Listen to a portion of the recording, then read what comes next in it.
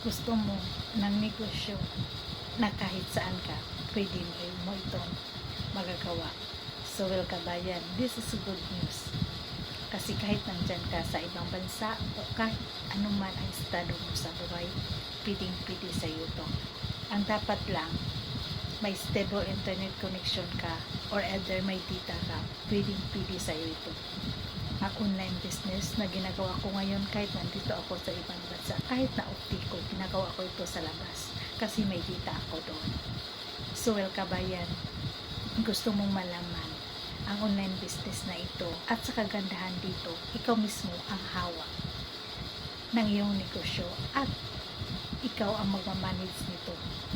But kabayan, willing ka bang turuan at matuto kung paano gagawin ang online business na ito? Just comment how in the comment section para turuan kita kung paano gagawin ang online business na ito. So, kabayan, bye-bye!